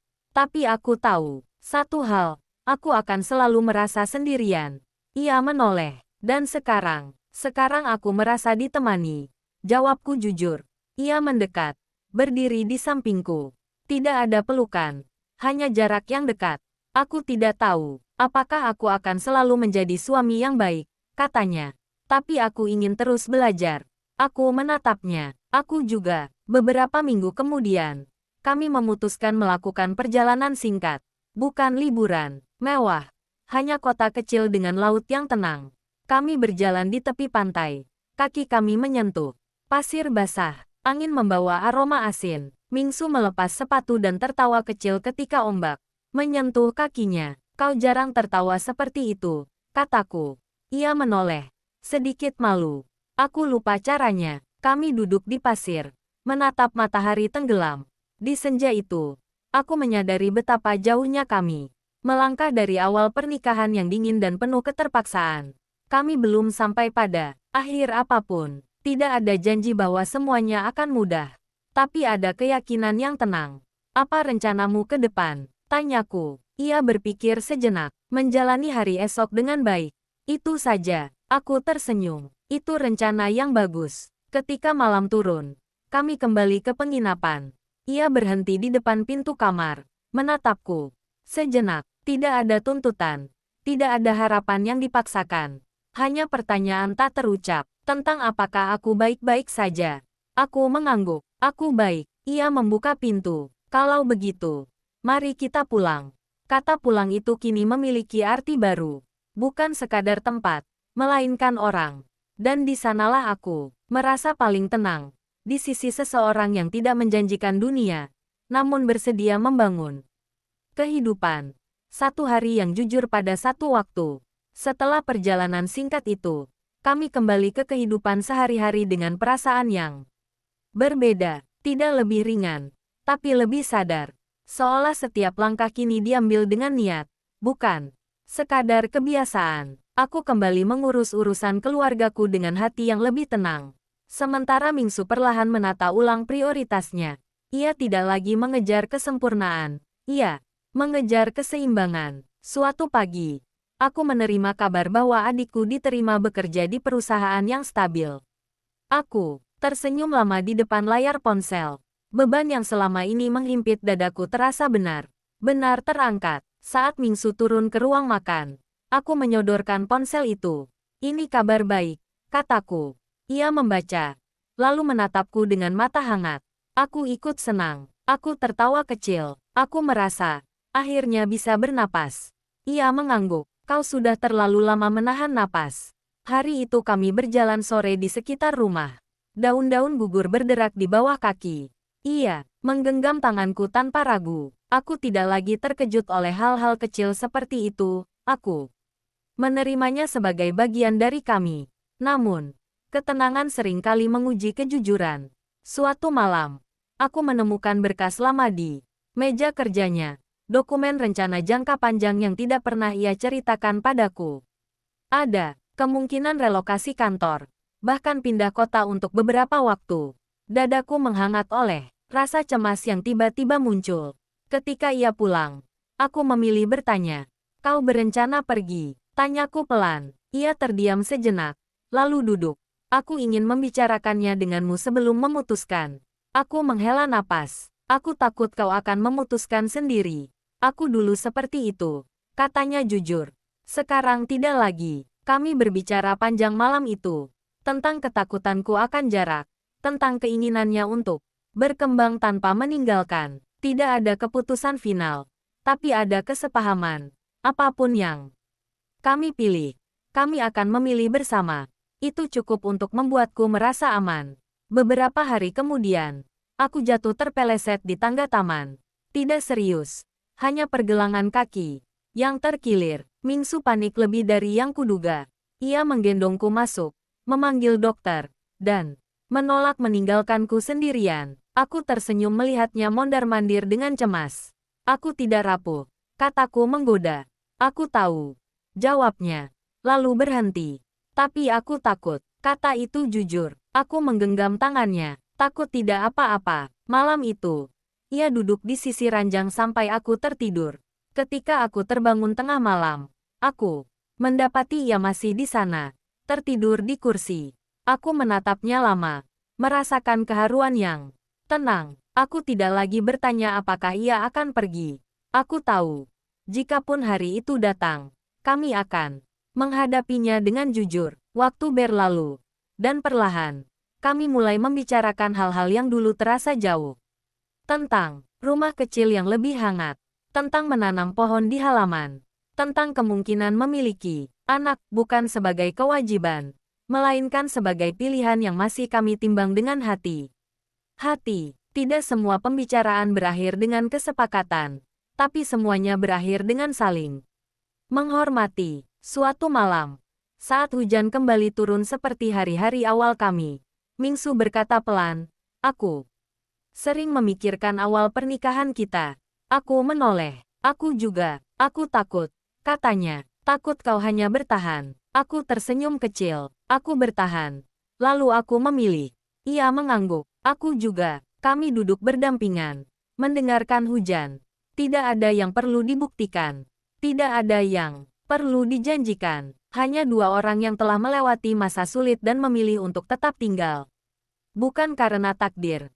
Bukan karena kepentingan, melainkan karena rasa aman yang tumbuh dari kejujuran dan kesabaran. Di keheningan itu, aku menyadari bahwa cinta tidak selalu terasa seperti api.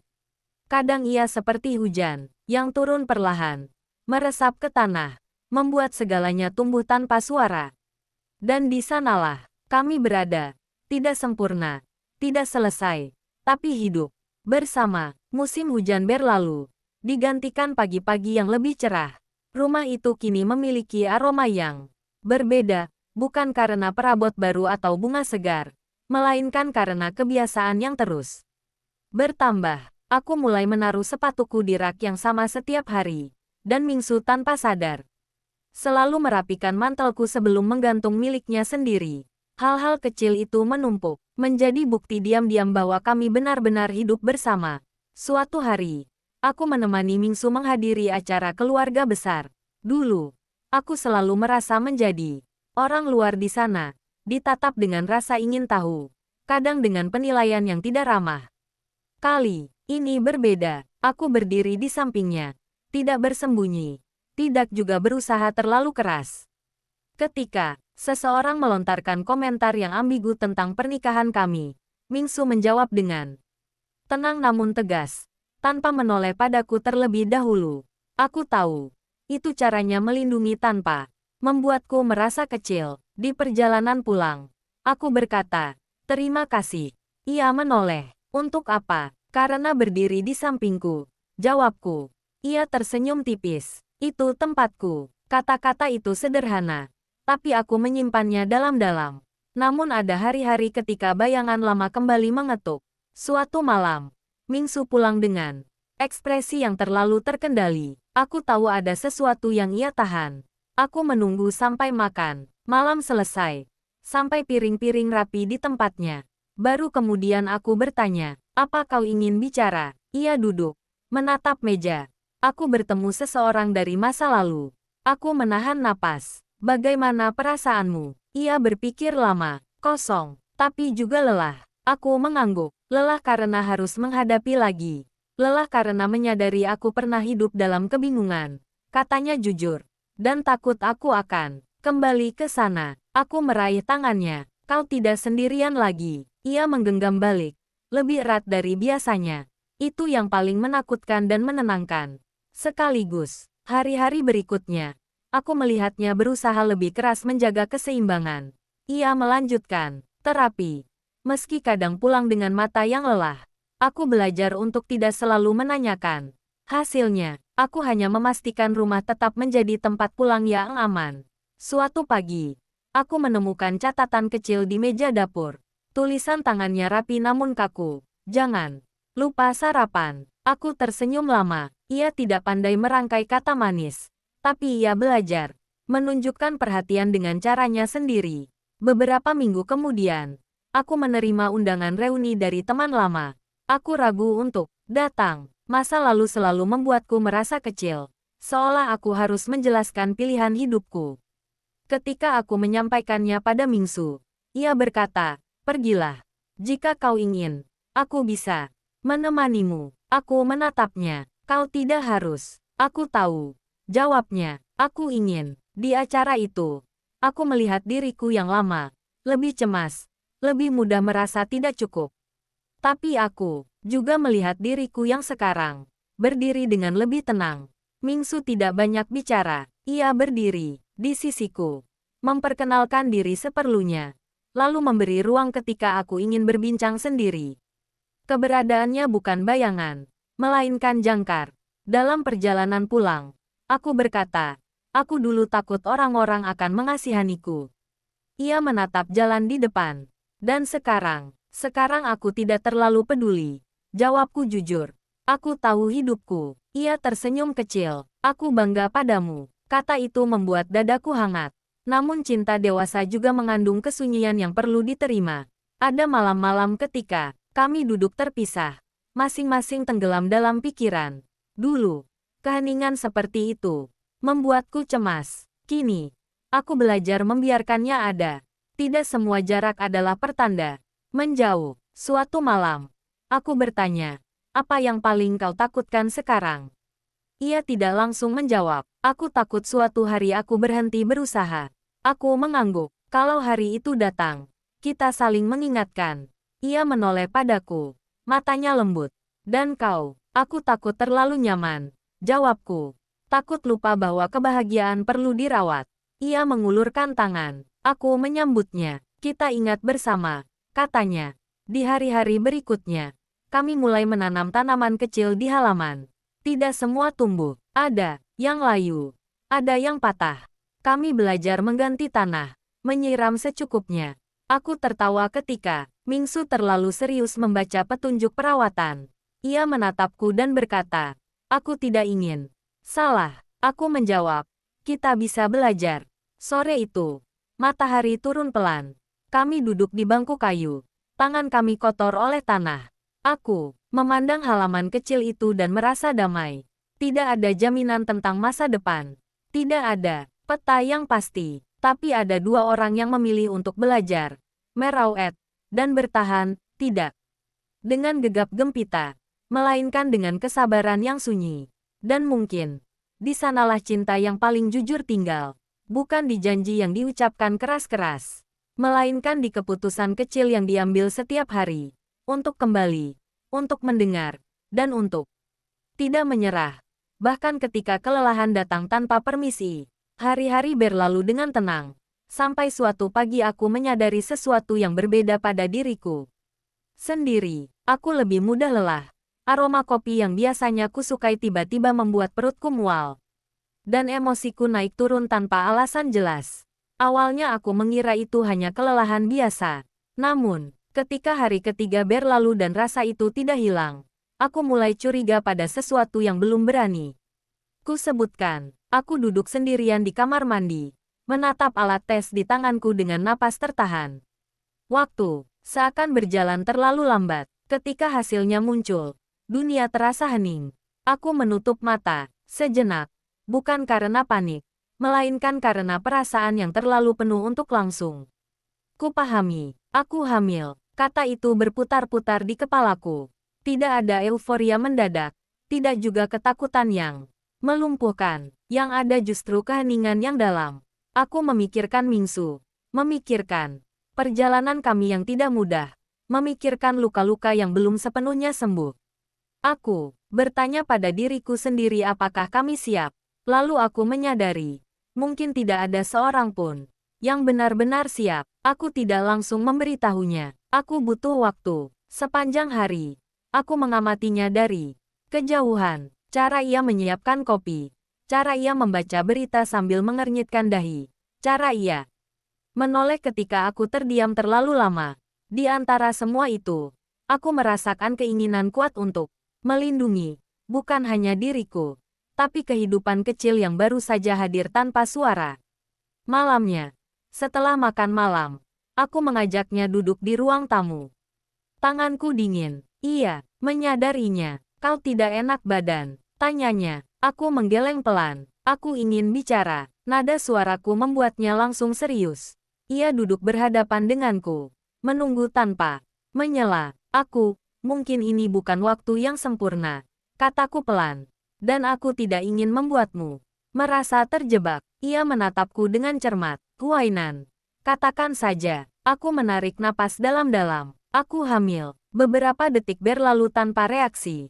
Wajahnya tidak menunjukkan keterkejutan yang berlebihan. Tidak juga kegembiraan yang meledak-ledak. Ia hanya diam, seolah mencoba memastikan kata itu benar-benar nyata. Lalu ia menghela napas panjang. Dan aku bisa melihat tangannya sedikit bergetar. Apakah kau baik-baik saja? Tanyanya akhirnya. Pertanyaan itu membuat mataku panas.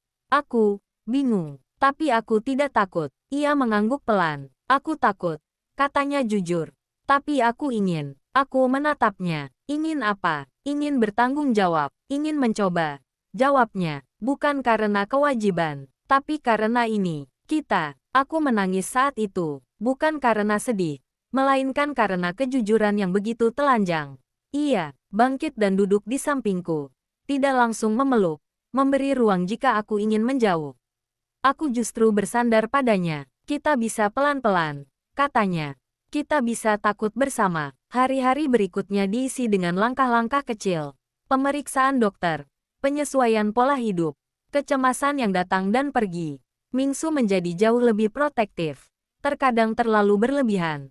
Ia melarangku mengangkat barang, mengingatkanku makan tepat waktu, dan hampir panik setiap kali aku terlihat pucat. Kau tidak harus setakut itu, kataku suatu pagi. Ia menatapku serius. Aku pernah hampir kehilangan segalanya. Izinkan aku takut. Aku tidak membantah. Namun kehamilan juga membangkitkan ketakutan lama. Aku takut tidak cukup baik sebagai ibu. Takut mewariskan luka. Suatu malam, ketakutan itu akhirnya keluar. Bagaimana jika aku gagal? Tanyaku lirih. Mingsu terdiam lama. Lalu ia berkata, aku juga takut menjadi ayah yang buruk. Aku menoleh. Aku tidak punya contoh yang sempurna. Lanjutnya. Tapi aku tahu satu hal. Aku tidak ingin anak kita tumbuh dengan perasaan sendirian. Air mataku jatuh lagi. Aku juga. Sejak itu, kami mulai membicarakan masa depan dengan lebih nyata. Tentang nilai yang ingin kami ajarkan. Tentang kesalahan yang ingin kami hindari. Tentang bagaimana tetap menjadi pasangan di tengah peran baru. Tidak semua percakapan berakhir dengan keyakinan. Tapi semuanya berakhir dengan kesediaan untuk belajar. Suatu sore, kami kembali ke taman kecil di belakang rumah. Mingsu menanam pohon kecil di sudut halaman. Untuk dia, katanya pelan. Aku tersenyum. Atau untuk kita. Ia menatapku, lalu mengangguk. Untuk kita. Ketika malam turun, aku berdiri di depan jendela, tangan di perut yang masih rata. Hidup ini tidak pernah berjalan lurus. Pernikahan kami dimulai dari keterpaksaan, tumbuh dari luka, dan kini bergerak menuju babak baru yang sama sekali tidak kami rencanakan. Aku masih takut, ia juga, tapi ketakutan itu tidak lagi sendirian. Dan mungkin itulah yang membuatku merasa siap, bukan karena segalanya sempurna, melainkan karena kami memilih untuk menyambut masa depan dengan kejujuran yang sama seperti kami saling menyambut satu sama lain. Perlahan, hati-hati, dan dengan keberanian Anuke tetap tinggal. Waktu terus berjalan, dan perasaan kami pun perlahan menyesuaikan diri dengan realitas baru. Kehamilanku kini memasuki trimester kedua, dan setiap perubahan kecil pada tubuhku membuat Mingsu menjadi semakin waspada. Ia tidak pernah menekan atau memaksaku, tapi hadir dengan caranya sendiri, membawa makanan hangat, menyiapkan bantal tambahan, menanyakan bagaimana perasaanku. Perhatian itu sederhana, namun hangat. dan membuatku tersenyum tanpa sadar. Suatu malam, ketika hujan deras mengguyur jendela kamar, Mingsu duduk di samping tempat tidurku dengan segelas teh hangat. Aku menatap wajahnya di cahaya lampu redup, garis rahang yang tegas, mata yang lembut namun masih menyimpan bayangan masa lalu. Ia tidak berkata banyak, hanya menggenggam tanganku. Aku menoleh padanya. Apa kau takut? Tanyaku pelan. Ia mengangguk. Takut kehilanganmu. Takut gagal menjadi ayah. Takut tidak bisa melindungi kalian berdua. Aku tersenyum tipis, menahan air mata. Aku tidak ingin kau sempurna. Aku hanya ingin kau ada. Mingsu menarik napas panjang, menatapku lama, lalu tersenyum samar. Aku ingin ada. Selama aku bisa, aku akan ada. Beberapa minggu kemudian, kami memutuskan untuk memulai persiapan ruang bayi. Aku menata kamar kecil dengan cat lembut, memilih perabotan yang aman dan nyaman. Mingsu membantu dengan kesabaran yang luar biasa, meski ia tampak canggung saat menggantung rak atau memasang tirai. Kami tertawa bersama ketika ia secara tidak sengaja menumpahkan cat. Suasana hangat itu membuatku menyadari betapa ia sudah berubah dari pria dingin dan tertutup menjadi sosok yang pelan-pelan membuka hatinya, belajar tentang tanggung jawab, dan belajar menjadi keluarga. Namun, tidak semua berjalan mulus. Trauma masa lalunya kadang muncul tanpa peringatan. Suatu malam, ia terbangun dengan napas cepat, wajah pucat, seakan ingatan lama menghantuinya. Aku menahan diriku agar tidak panik, lalu duduk di sampingnya, menenangkan dengan suara lembut. Aku di sini, kau tidak sendirian. Ia menatapku lama. Aku takut, Huainan. Aku takut semua ini akan hancur. Aku menggenggam tangannya lebih erat. Jika kau tetap di sini, kita akan lalui bersama. Tidak ada yang hancur selama kita saling percaya. Hari-hari berikutnya, kami belajar menghadapi ketakutan itu. Ia tetap menjalani terapi, dan aku tetap menjadi pendamping yang sabar. Kami berbagi tawa kecil, kebiasaan sehari-hari, dan perhatian yang makin tulus. Aku menyadari bahwa cinta dewasa bukan tentang percikan emosi atau kata-kata manis, tapi tentang keteguhan hati untuk tetap hadir, menjaga, dan tidak pergi. Suatu pagi, Mingsu datang dengan wajah serius namun lembut. Ia menatap perutku yang mulai membulat. Aku ingin kita berbicara tentang masa depan, katanya. Aku mengangguk. Aku juga memikirkannya. Ia tersenyum tipis, lalu berkata, aku ingin menjadi ayah yang bisa kau andalkan.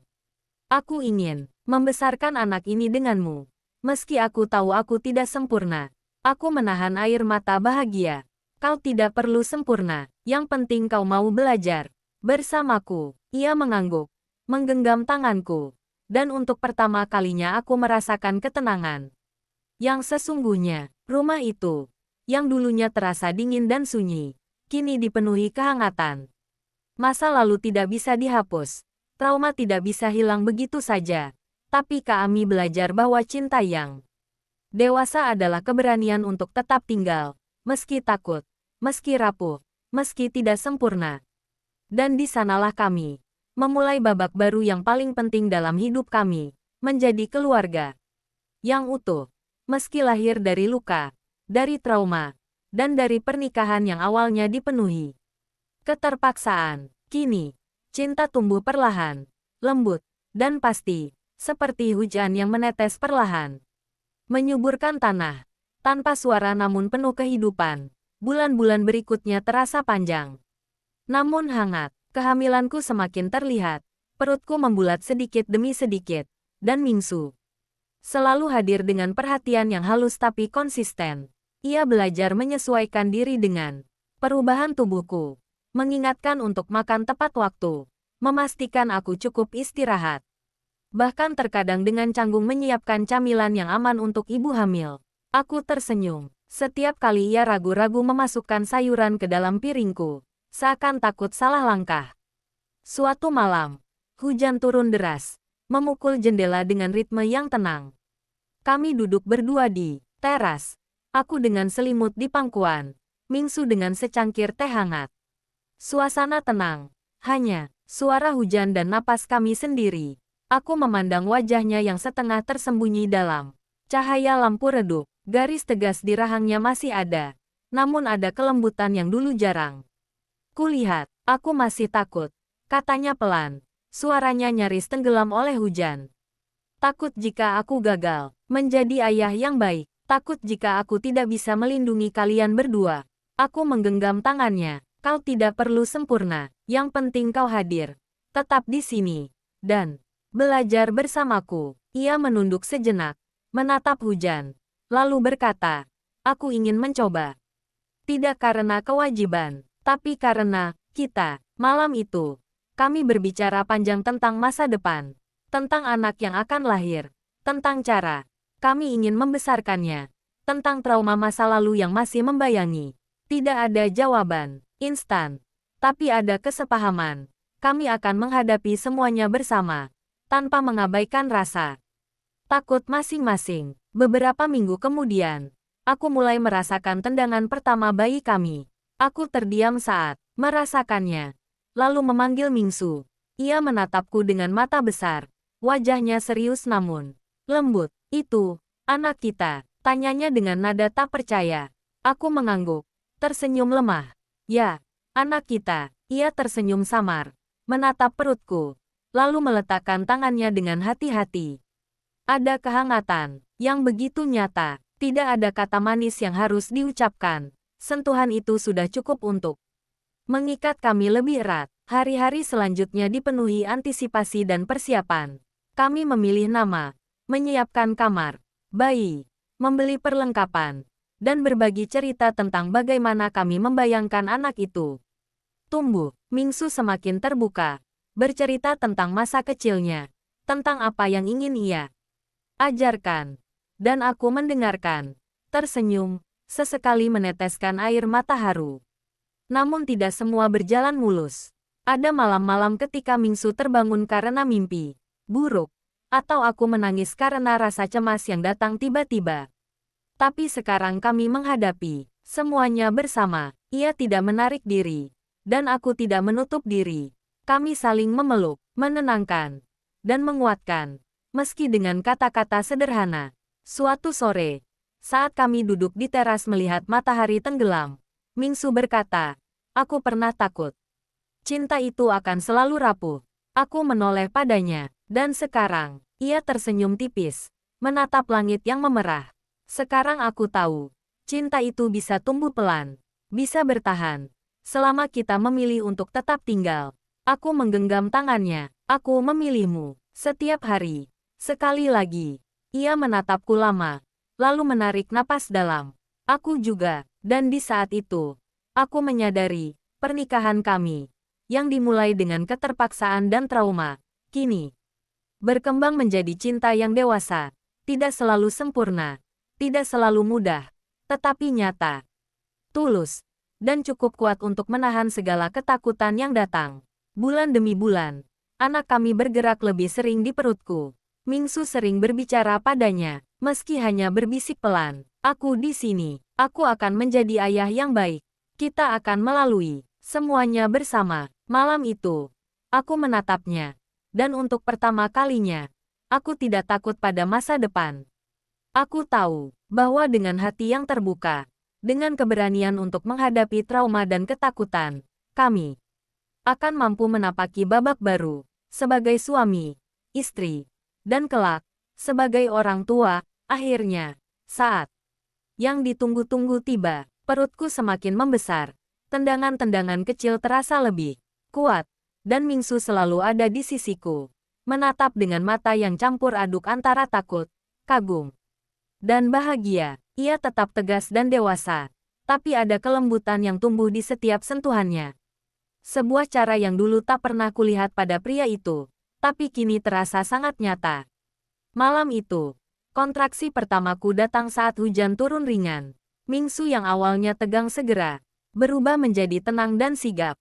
Ia membantuku bersiap ke rumah sakit, menenangkan setiap rasa sakit yang muncul dengan kata-kata lembut dan sentuhan yang hangat. Kau kuat, katanya. Aku di sini. Kita akan lalui ini bersama.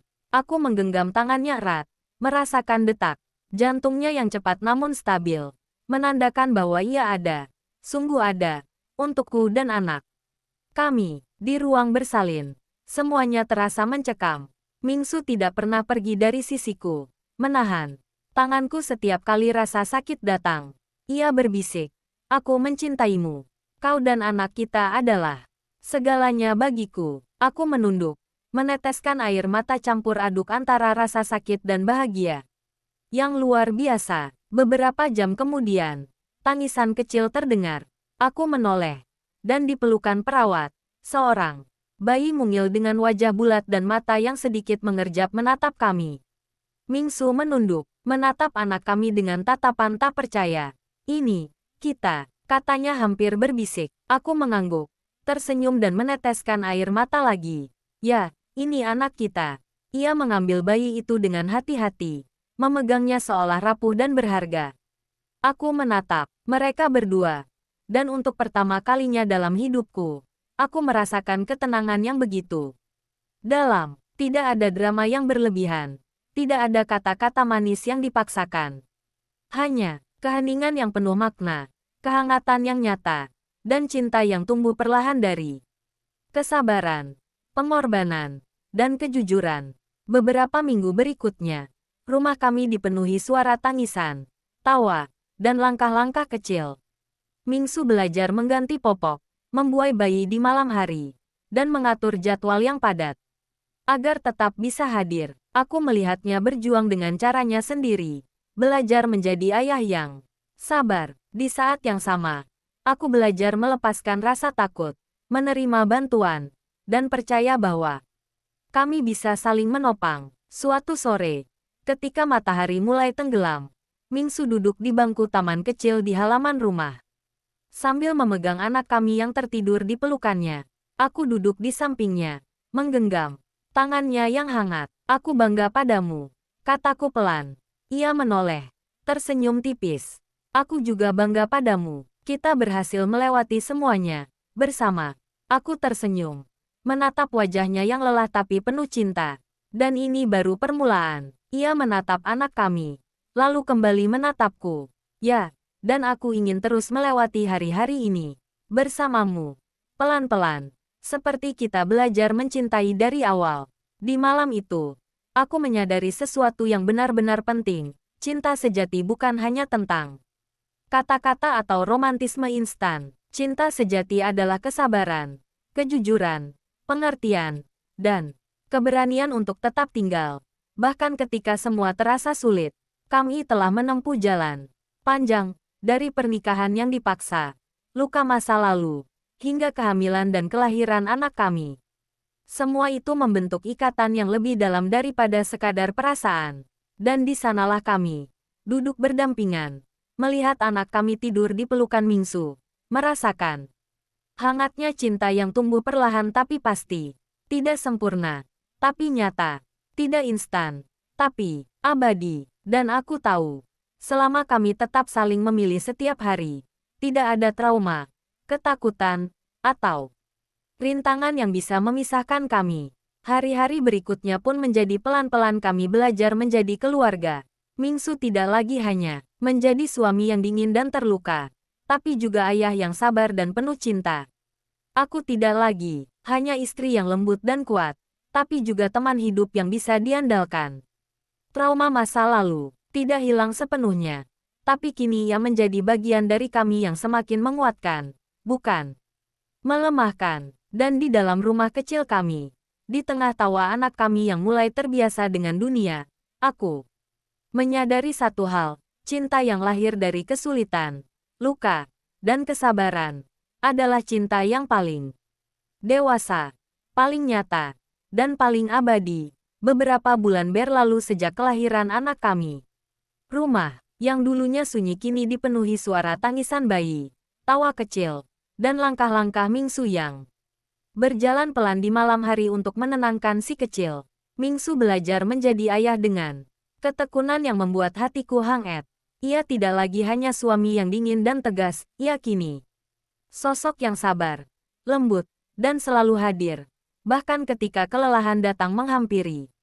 Suatu malam, ketika anak kami tertidur di pelukan Mingsu, Aku duduk di samping mereka dan menatap wajahnya yang lelah namun penuh cinta. Kau tahu, kataku pelan. Dulu aku takut menikahimu karena kau tidak bisa bicara. Dan aku tidak tahu apakah kau akan bangkit. Ia menoleh, tersenyum tipis, lalu berkata, aku pun takut, Huainan. Takut aku tidak bisa menjadi suami yang baik, takut gagal menjadi ayah. Tapi melihatmu sekarang, aku tahu, aku ingin terus belajar bersamamu. Aku menggenggam tangannya, merasa hangat di hati. Kita sama-sama belajar, tidak ada yang sempurna. Tapi kita punya satu sama lain. Hari-hari selanjutnya kami habiskan dengan rutinitas sederhana. Mingsu memandikan bayi, sementara aku menyiapkan makanan. Kadang kami tertawa karena bayi yang rewel. Kadang kami saling menatap diam-diam ketika si kecil akhirnya tertidur. Tidak ada kata cinta yang berlebihan. Hanya pengertian dan kehangatan yang tumbuh perlahan. Namun, kehidupan tidak selalu tanpa ujian. Suatu hari, perusahaan keluargaku mendapat tekanan. Dari pesaing lama, aku merasa cemas. Namun Mingsu tetap tenang. Ia duduk bersamaku, menatapku, dan berkata, kita bisa hadapi ini, bersama. Aku akan selalu di sisimu. Bukan hanya sebagai suami, tapi juga sebagai partner. Aku menatapnya lama, merasa lega. Kata-katanya bukan sekadar janji, tapi bukti bahwa ia benar hadir. Kami membahas strategi, mengatur rencana, dan menyelesaikan masalah satu persatu. Aku tersenyum dalam hati, menyadari bahwa cinta dewasa memang seperti ini, bukan dramatis, tapi nyata, hadir di setiap keputusan, di setiap ketakutan yang dihadapi bersama. Mingsu mulai lebih terbuka tentang masa lalunya. Ia bercerita tentang ketakutannya kehilangan kendali, tentang trauma masa kecil, dan tentang hari-hari ketika ia merasa sendirian. Aku mendengarkan, tidak menghakimi, hanya memberi kehangatan dan pengertian. Dalam proses itu, kami berdua sembuh perlahan, saling menopang luka yang dulu terasa terlalu berat. Suatu sore, kami duduk di halaman belakang. Bayi kami tidur di ayunan kecil. Mingsu menatap langit biru yang cerah, kemudian menoleh padaku. Huainan, katanya, aku ingin kau tahu, aku tidak pernah merasa sebahagia ini sebelumnya. Tidak karena anak kita, bukan karena rumah ini, tapi karena aku memiliki seseorang yang benar-benar memahami dan menerima aku. Aku tersenyum, menatapnya, dan membalas dengan tulus. Aku juga begitu. Kita saling menemukan kekuatan dalam diri masing-masing. Malam itu, kami kembali ke rumah. Aku menatap Mingsu dan anak kami, menyadari bahwa perjalanan panjang kami, dari pernikahan yang dipaksa, luka masa lalu, trauma, hingga kebahagiaan yang baru, telah membentuk sebuah keluarga yang utuh. Cinta kami bukan hanya perasaan, itu adalah pilihan yang kami buat setiap hari. Keputusan untuk tetap tinggal, tetap percaya, dan tetap mencintai.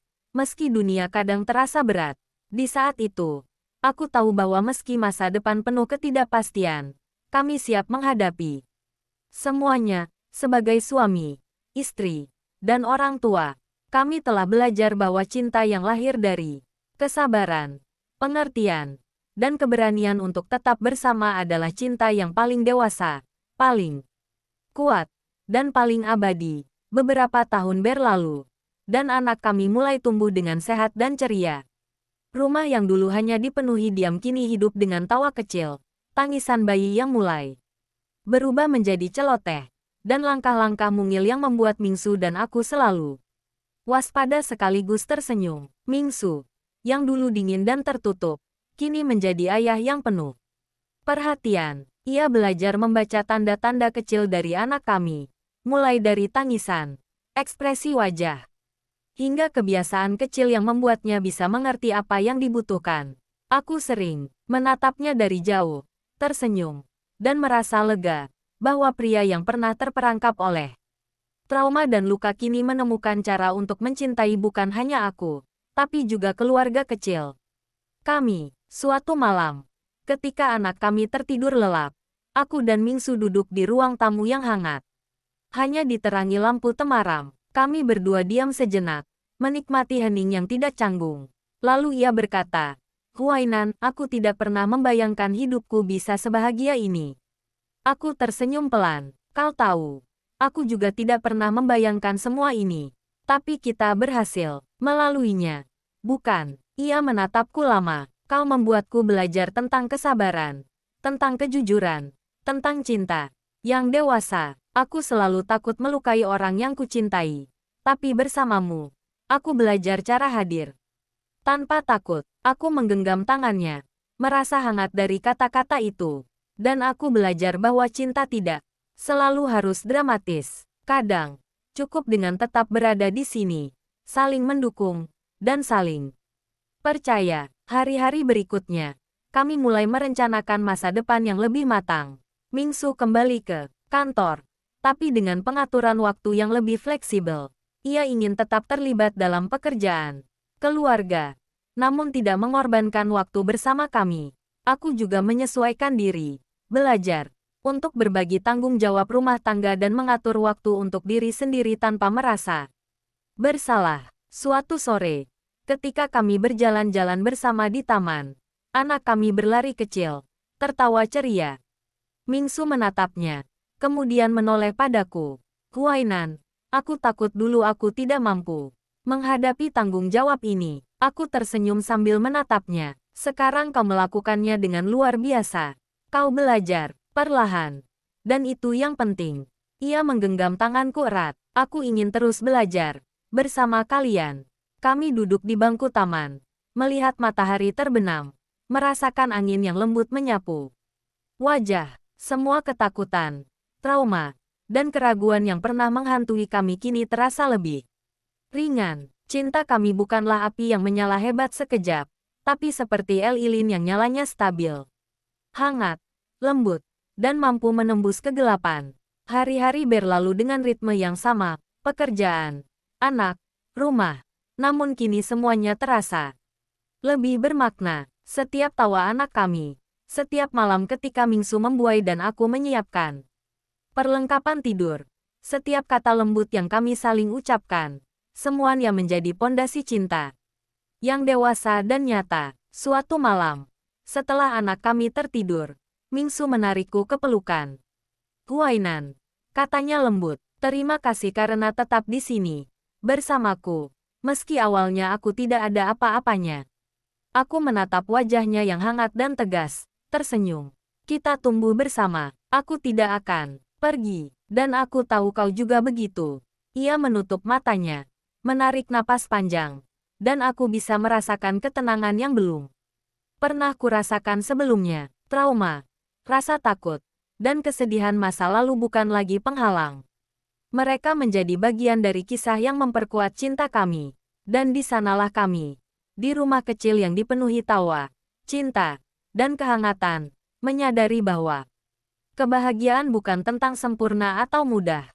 Kebahagiaan adalah keberanian untuk tetap bersama, saling belajar, dan memilih satu sama lain setiap hari, dengan sabar, tulus, dan penuh cinta. Beberapa tahun berlalu, anak kami mulai tumbuh menjadi bocah yang ceria dan penuh rasa ingin tahu. Rumah yang dulu hanya diisi oleh tawa kami berdua kini dipenuhi dengan suara langkah kecil, celoteh polos, dan tawa riang yang membuat Mingsu dan aku tersenyum tanpa henti.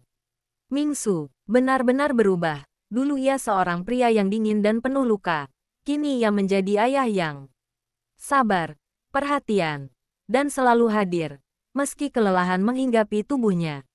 Aku sering mengamatinya dari jauh, melihat bagaimana ia menanggapi pertanyaan-pertanyaan anak kami dengan lembut, bagaimana ia menenangkan tangisan, dan bagaimana ia menertawakan tingkah lucu yang terkadang membuatku ikut tertawa.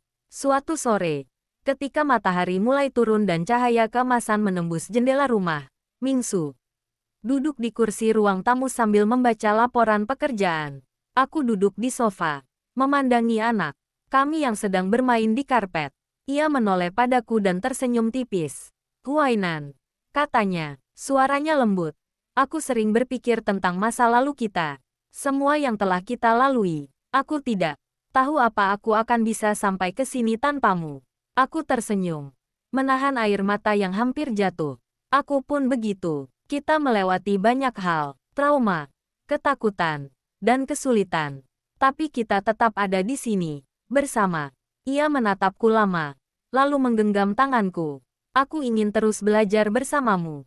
Menjadi ayah yang baik, suami yang bisa kau andalkan, dan orang yang tidak menyerah pada masa lalu. Aku mengangguk, merasakan hangatnya kata-kata itu. Kita belajar bersama, tidak ada yang sempurna. Tapi kita punya satu sama lain. Hari-hari kami diisi oleh kebiasaan yang sederhana namun berarti. Mingsu membantu menyiapkan sarapan, membacakan buku untuk anak kami, atau sekadar duduk di dekatku ketika aku lelah. Aku pun belajar membagi tanggung jawab, merawat rumah, dan meluangkan waktu untuk dirinya tanpa merasa bersalah. Setiap tawa anak kami, setiap malam ketika Mingsu membuai si kecil, dan setiap kata lembut yang kami ucapkan satu sama lain menjadi bukti cinta